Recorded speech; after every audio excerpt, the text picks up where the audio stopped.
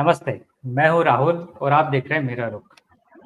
दोस्तों, एक कहावत है कि असली देश, स्पेशली भारत के बारे में कहा जाता है कि असली भारत वो गाँव में बसता है। सिमिलरली अगर इसको हम चुनाव के संदर्भ में बात करें, तो असली चुनाव और असली मैंडेट भी गाँव से ही मिलता है। स्क्रीन के दूसरे हिस्से में आप जिन्हें देख रहे हैं, वो बड़े भाई अवनीश जी हैं। मेरा रुख मंच के बहुत सम्मानीय और रेगुलर सदस्य हैं। अभी-अभी रिसेंटली ये उत्तर प्रदेश के बहुत ही इंटीरियर गाँव में होके आए हैं और वहाँ पर बहुत अच्छी और बहुत डिटेल मुलाकात इनकी बहुत लोगों से हुई है और खासकर चुनावी चर्चाएँ हुई हैं। तो आज अवनीश जी से हम उनके अनुभव के बारे में बात करेंगे और गाँव में स्पेशली लोग गवर्नमेंट के बारे में या मोदी गवर्नमेंट के बारे में क्या सोचते हैं या चुनाव के बारे में क्या सोचते हैं, उससे रिलेटेड इनसे चर्चा करेंगे। अवनीश जी, आपने आज बिज़ी शेड्यूल में से समय दिया, इसके लिए आपका बहुत-बहुत धन्यवाद। धन्यवाद राहुल, आपने मुझे एक बार फिर अपने मेरा रुख पे अवसर दिया। आपको धन्यवाद के साथ ही आपके सभी दर्शकों को मेरा नमस्कार, प्रणाम। नमस्कार। सर, जैसे अभी मैंने बोला कि असली भारत गाँव में बसता है और असली चुनाव भी गाँव में होता है। तो जो जी, आपका जो जी, अनुभव रहा मैं वो जानना चाहूँगा आपसे। ठीक। राहुल देखिए ये मेरा स्ट्रगल है। इससे पहले ऐसा नहीं है कि मैं प्रारब्ध एक मंच जो है इनिशिएट किया है, इसलिए कंटेंट बनाने जो है वो निकल पड़ा, ऐसा नहीं है। जी, इससे पहले जब प्रारब्ध केवल हम वेबसाइट चलाते थे और अभी यूट्यूब चैनल उसका नहीं था, फिर भी हर चुनाव दर चुनाव एक संस्कृति कर्मी के रूप में मैं जनता के बीच में जाता रहा हूँ और सिर्फ उत्तर प्रदेश नहीं बल्कि उत्तर प्रदेश से बाहर भी जाता रहा हूँ। गुजरात के असेंबली चुनाव हुए, वहीं पहुँच गए। तो ये एक आप कह सकते हैं कि पर्सनल इंटरेस्ट है। इस जी, बार लगभग 10 एक दिन मैंने पूर्वी उत्तर प्रदेश, यहाँ के लगभग 11-12 आप कह सकते हैं काउंटिंग में, वो लोकसभा सीटों पर मैं गया। जी, जब मैंने ये सब शुरू किया, हाँ, इस बार एक अंतर ज़रूर था कि हमारे साथ एक छोटी-सी टीम थी जो वीडियो भी बना रही थी। हमने कहा भाई जो हम पर्सनली देख रहे हैं ज़रा प्रारब्ध के माध्यम से दर्शकों को भी दिखा दें, जनता को भी दिखा दें कि क्या माहौल चल रहा है। राहुल, 2-3 चीज़ों का मैंने ध्यान रखा। जी, पहला तो मैंने शहर छोड़ दिया, एक भी शहर नहीं गया। बराबर।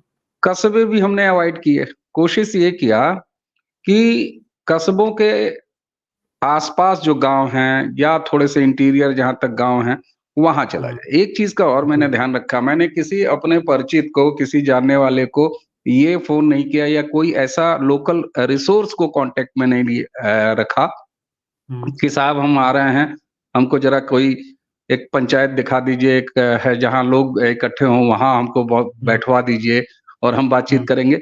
इन चीज़ों से हमने बिल्कुल दूरी बना के रखी। उसका बराबर। जो सबसे बड़ा फ़ायदा हुआ कि हम रैंडम कहीं रुके और देखिए हुँ, पूर्वी उत्तर प्रदेश हो चाहे भारत का ग्रामीण अंचल हो, तो साहब आज भी अगर इस 42-43 डिग्री टेम्परेचर वाले माहौल में आप हुँ, उतरें किसी गाँव में, तो दोपहरिया का माहौल जो क्या होता है, आप देखिए आपको डे लाइट में ही गाँव में जाना होता है, ऐसा नहीं है, बिजली है। बराबर।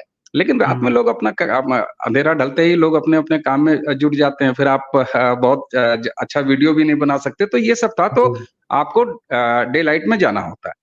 यानी बराबर। दोपहरिया में 42-43 डिग्री में आप किसी गाँव में घुसोगे, तो किसी पेड़ के नीचे, किसी बागीचे में, कहीं न कहीं लोग सुस्ताते हुए, बतियाते हुए, हुँ, गलचौर करते हुए मिल जाते हैं। आपने बराबर। गाड़ी रोकी, आप उतरे, गए, अभी भी पानी पिलाने का चलन है। खटिया, जी, मंजी, चारपाई, हुँ, कुर्सियाँ, ये आपको मिल हुँ, जाती हैं। आप बराबर। जैसे कहते हैं साहब कुछ बतियाना है तो चलिए बताएँ। तो ये एक रैंडम बिल्कुल हुँ, यात्रा थी और हुँ, मैंने इसको कंटिन्यू किया। अब आते हैं कि जी, क्या सोचता है भारत, हुँ, ग्राम वाला, गाँव वाला। हुँ, आपने हुँ, ध्यान दिया होगा कि नरेंद्र मोदी जी ने 2014 के अपने टर्म में सबसे पहले किस गैजेट को जगाया, जिंदा किया, पुनर्जीवित किया? बता पाएँगे आप? याद आ रहा है आपको? अ, चलिए, वो था रेडियो। जी, मन की बात, मन की बात से उन्होंने रेडियो जो मर रहा था उसको जिंदा किया बराबर। और उनका कनेक्ट आज भी अपने अंतिम मतदाता से 2014 में उनके प्रधानमंत्री पद पर आसीन होने के बाद जो बना, वो लगातार मजबूत हो गया होता गया। कम्युनिकेशन के स्तर पर मजबूत होता गया, ये तो एक अलग बात है, दीगर बात है। हुँ, हुँ, उसके साथ-साथ रिश्ते में बदलाव भी आया। हुँ, अब आप चौंकिएगा कि ये रिश्ते में बदलाव कैसे आया साहब? रिश्ते में हुँ, बदलाव ये आया कि जब पहले टर्म में 2014 में नरेंद्र मोदी ने प्रधानमंत्री पद की शपथ ली, तो वो पीएम हुँ, थे और मन की बराबर। बात से वो कनेक्ट हो गए जनता से, वो उनका वोटर हुँ, था। जी। इन 10 सालों में एक परिवर्तन हुआ। हुँ, वो जो गाँव का अंतिम आदमी जो वोटर था, वो सिर्फ वोटर नहीं रह गया। नरेंद्र मोदी ने जब 2 टर्म में काम किया, तो वो उनकी किसी न किसी योजना से लाभ पाने वाला लाभार्थी बन गया। बराबर। मैं आपको बताऊँ, मैं ऐसी भीड़ों में बैठा जहाँ 20-25 लोग बैठे हुए हैं, पता चला कि साहब 25 लोगों की भीड़ में कम से कम मैं कहूँ गिरी से गिरी संख्या बताऊँ तो 20-22 ऐसे लोग गाँव में मिले, हुँ, जो केंद्र या राज्य सरकार की किसी न किसी योजना के लाभार्थी। भाई ओके। गाँव में किसान है, किसान सम्मान निधि सबको मिल रहा है, तो पता चला कि साहब 15, 17, 20 लोग तो किसान सम्मान हुँ, निधि गिना रहे हैं, किसान सम्मान निधि, बराबर। जल गिना रहे हैं, शौचालय गिना रहे हैं, उज्ज्वला हुँ, गिना रहे हैं, हर हुँ, घर नल की जो जल वाला मामला है वो गिना रहे हैं, हुँ, हुँ, कोटे से मिल रहा राशन गिना रहे हैं, खा के बराबर। आए हैं वही राशन उसको पचा रहे हैं, तो कह रहे हैं साहब मोदी सही है। वाला चावल और वो किट से खाना खा के आए हैं। हुँ, तो ये एक जो रिश्ते में बदलाव हुआ, वो बराबर। आकर अंतिम अब तीसरे टर्म में नरेंद्र मोदी को मजबूर कर दिया कि वो हुँ, अपने 2024 के कैंपेन में अपने नाम और के आगे मोदी की गारंटी जोड़ लें। और ये हुँ, गारंटी आई कहाँ से? ये हुँ, गारंटी तब आई कि जो प्रधानमंत्री और उसके अंतिम वोटर का रिश्ता 2014 में शुरू हुआ, वो 10 सालों में लाभार्थी और प्राइम मिनिस्टर के रिश्ते में बदल चुका है। बराबर। वो अच्छी सड़क पर चल के अपने गाँव आ रहा है। वो हुँ, ऑन एवरेज 24 घंटे में 22 घंटे, 18 घंटे, मतलब मिनिमम गिरी से गिरी हालत में 18 से 20, 22 घंटे और ज्यादातर एरिया में 24 घंटे बिजली पा रहा है। बराबर। दूसरा, जब वो देर ढले शहर से, कस्बे से अपना काम या नौकरी निपटा के अपने गाँव आता है, तो उसको कोई छिछोरा नहीं मिलता, उसकी तलाशी लेने वाला नहीं मिलता, उसको लूटने वाला नहीं मिलता, यानी लॉ एंड ऑर्डर अच्छा मिल रहा है। बराबर। अब जब वो गाँव में आ रहा है, तो उसको लोटा उठा के खेतों में नहीं भागना पड़ रहा है। उसकी हुँ, माताओं-बहनों की चिंता नहीं हो रही कि वो खेत में भगी होंगी, शौचालय उसके हुँ, दरवाजे पे है, बराबर।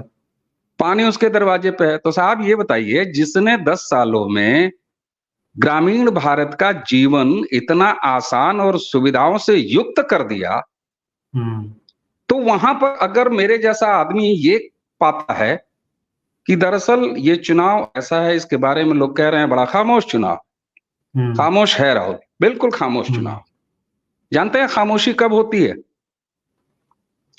कहीं भी एक घर में मान जी। लीजिए सुबह 5 बजे सबको जगा दिया जाता है, घर का गार्जियन 5 हुँ, बजे देता है, नियम है कि साहब इतने बजे खाना, इतने बजे नाश्ता, इतने बजे पढ़ाई, इतने बजे ट्यूशन, इतने बजे सो जा। हुँ, और घर में खामोशी है और लोग अपना रूटीन फॉलो कर रहे हैं।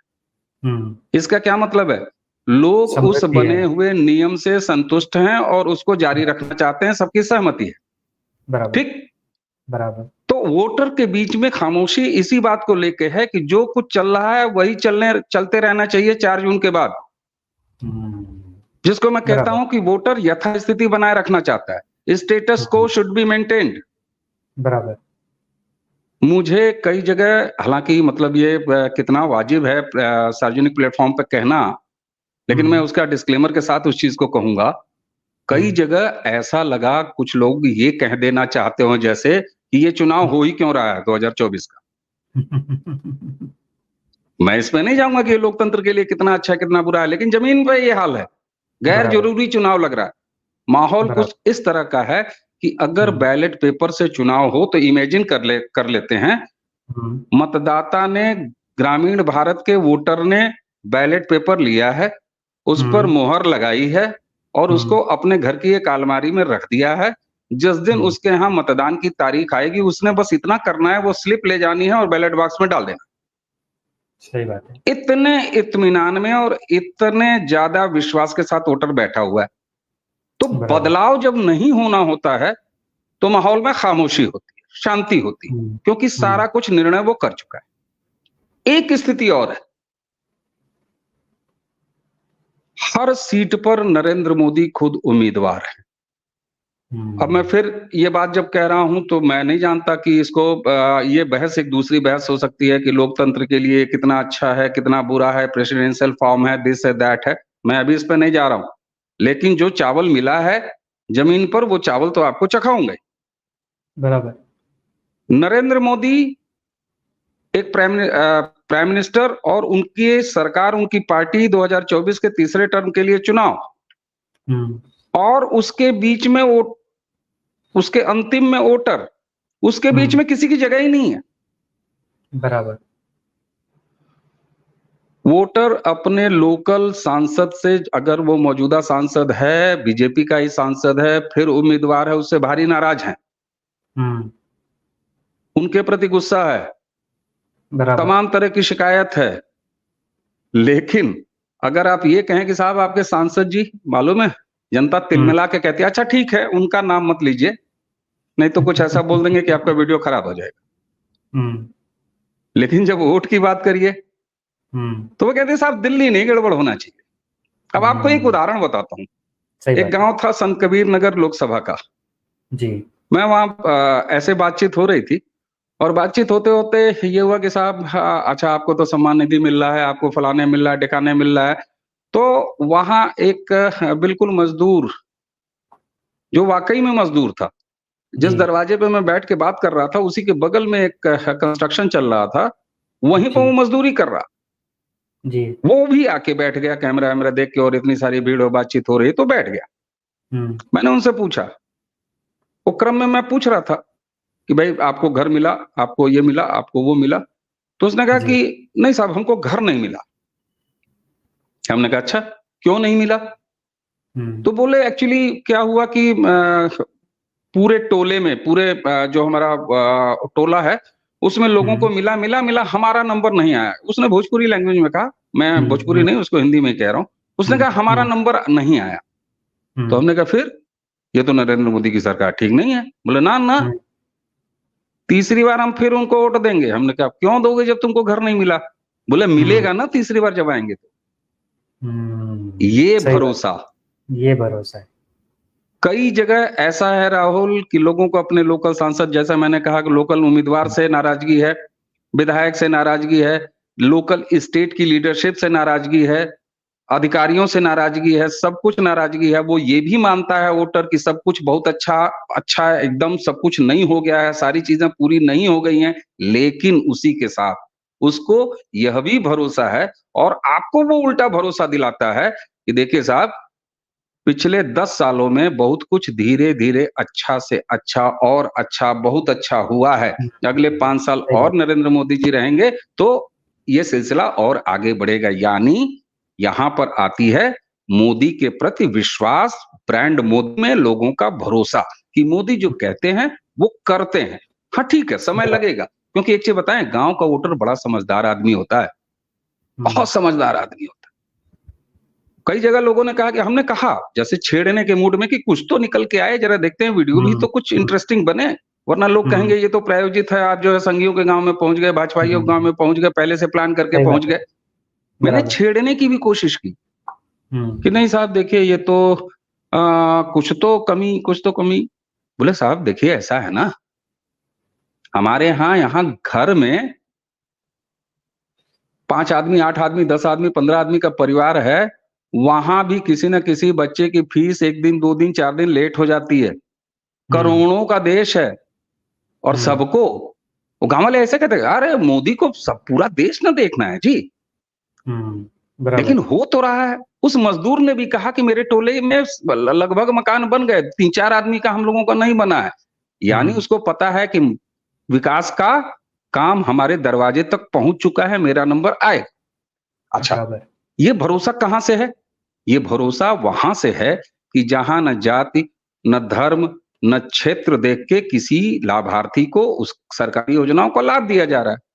उत्तर प्रदेश में जरा स्थिति दूसरी इसलिए है कि यहाँ पर डबल इंजन वाला कॉन्सेप्ट है, बहुत सारे प्रदेशों में कॉन्सेप्ट है। जो नरेंद्र मोदी लगातार इस चीज को नरिश कर रहे हैं, डबल इंजन, और लोगों को इसका फायदा दिख रहा है। सही बात है। कि अगर प्रदेश में और सेंटर में एक ही पार्टी की सरकार है तो इसका कितना फायदा है। और धीरे धीरे मैं कह रहा हूं, एक दिन तीसरे टर्म में नरेंद्र मोदी जब वन नेशन वन इलेक्शन लेके आएंगे, पूरा देश स्वागत करेगा साहब इसका, बराबर, क्योंकि बिल्कुल सही। लोगों ने जमीन पर इसका फायदा देखा है। एक ही कॉम्बिनेशन की सरकार हो, एक ही समय सरकार चुने। देखिए, कल को कोई प्रदेश की सरकार अलग चुन ली जाए, वो अलग बात है।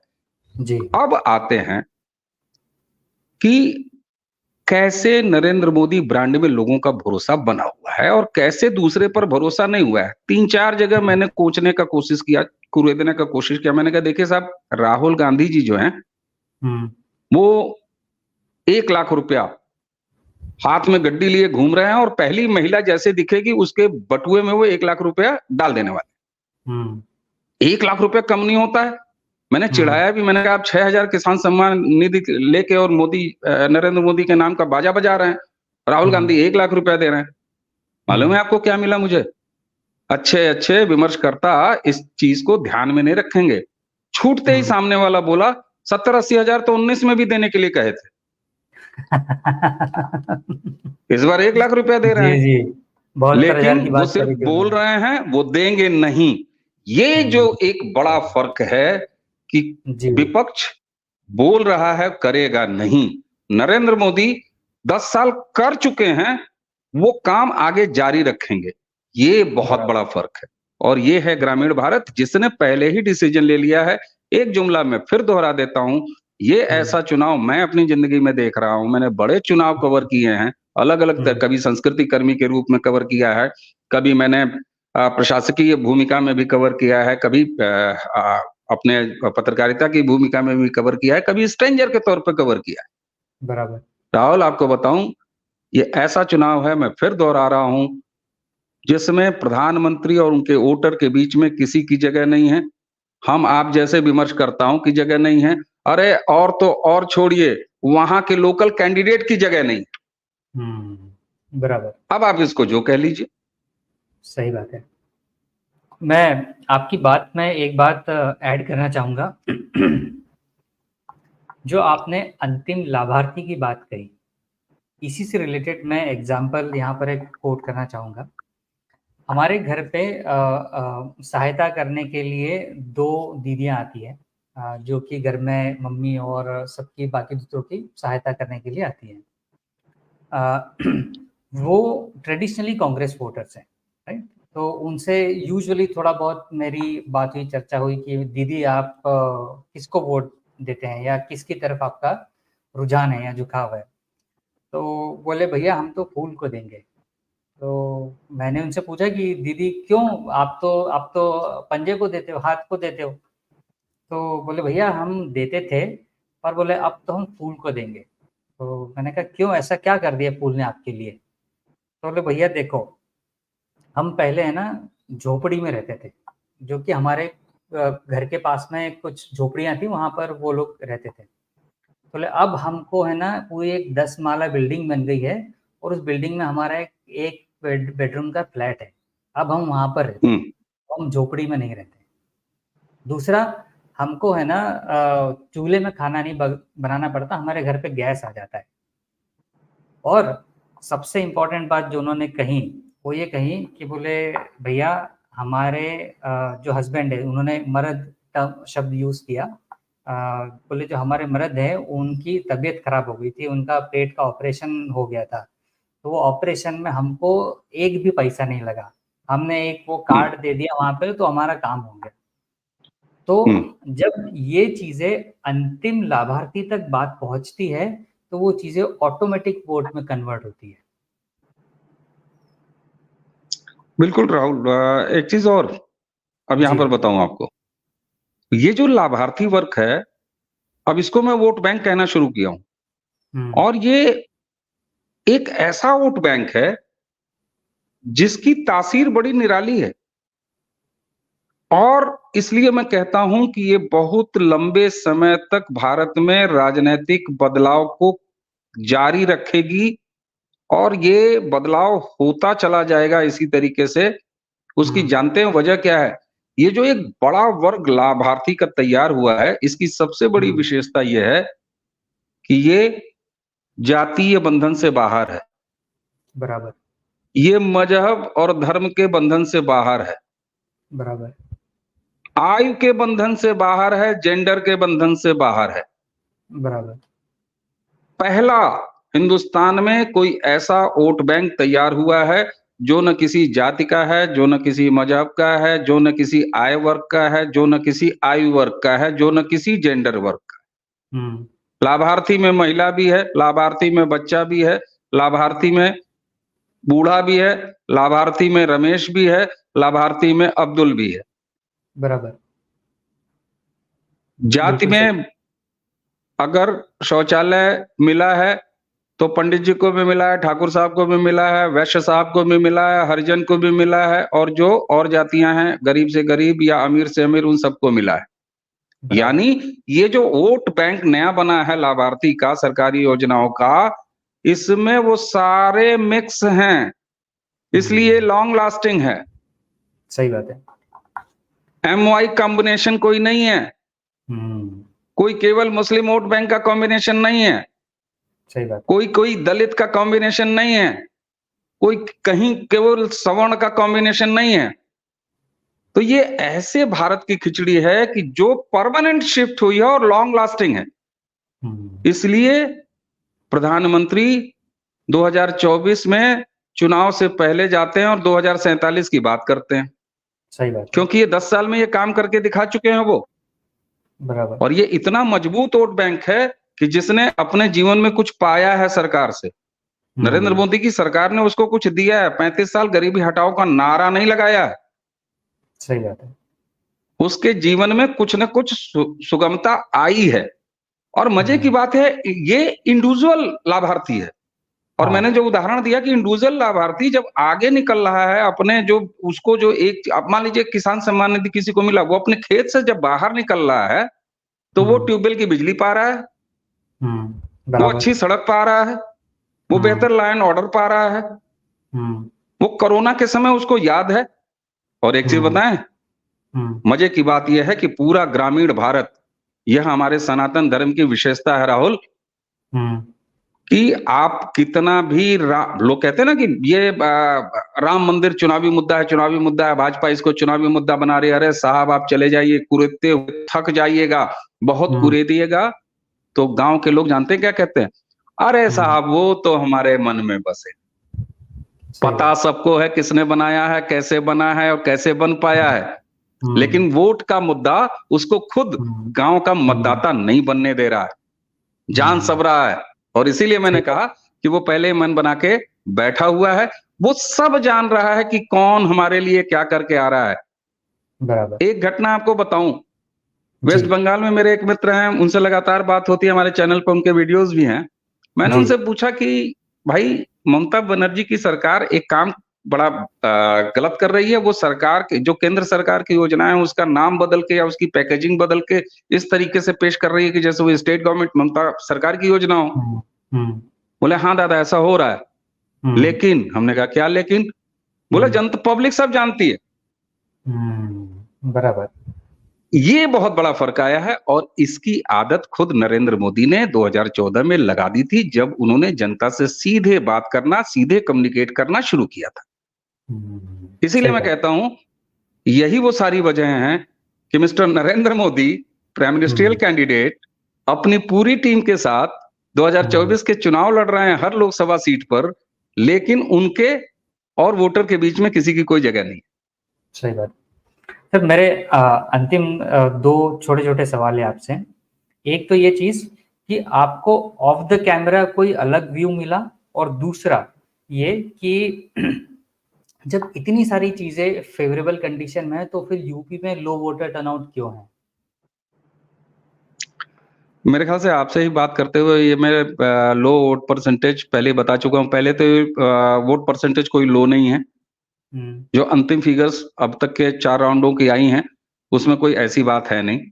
दूसरा, चूँकि ऑलरेडी डिसीजन डन है, तो बहुत हुँ, उड़-उड़ा के नहीं आ रहा है। अच्छा, वोट परसेंटेज अगर कम है, तो ऐसा क्यों नहीं हुँ, कहा जाए कि हार से हताश होने के बाद जो विपक्ष का वोटर है, वो घर बैठ रहा है। लाइए कोई हाँ, प्रमाण। बिल्कुल, ऐसा भी हो सकता है। भई है कोई प्रमाण किसी के पास? हुँ, ऐसे ही एक सज्जन कह रहे थे कि साहब मुसलमान नहीं निकल रहा है। हमने कहा कोई डाटा, कोई फिगर है? हुँ, तो ये बातें बेमानी है। पहली बात तो हुँ, ये कि एक फ़ॉल्स नैरेटिव गढ़ा जा रहा था कि वोट परसेंटेज कम है, कम है, कम है। कंपाइल होने के बाद जो इलेक्शन कमीशन के डेटाज़ आए हैं, उसमें देख लीजिए आप। कहीं कोई जी, बहुत बड़ा फ़र्क नहीं है। और दूसरी बात आपने कहा कि ऑफ द कैमरा कोई ऐसी उल्टी-सीधी बात। साहब हमने ऑफ द कैमरा छोड़िए, ऑन द कैमरा भी बहुत उल्टी-सीधी बात सुनने के लिए कुरेदना शुरू किया। ऑन द कैमरा तो कोई मिला नहीं, ऑफ द कैमरा कहाँ से मिलेगा? किसको डर है कि नरेंद्र मोदी, ममता बनर्जी की तरह आलोचना करने वाले को उठा के जेल में डाल देंगे? ऐसा तो है नहीं। सही बात, बराबर। नरेंद्र मोदी तो उस टाइप के तानाशाह हैं जिसमें जिनके रिजीम में जब जो चाह रहा है वो बोलता है पिछले 10 सालों से हुँ, उनको। सही बात है। तो क्या ऑन द कैमरा, क्या ऑफ द कैमरा? और सुन लीजिए, मैं एक विपक्षी प्रत्याशी के खास लोगों से भी मिल के आया।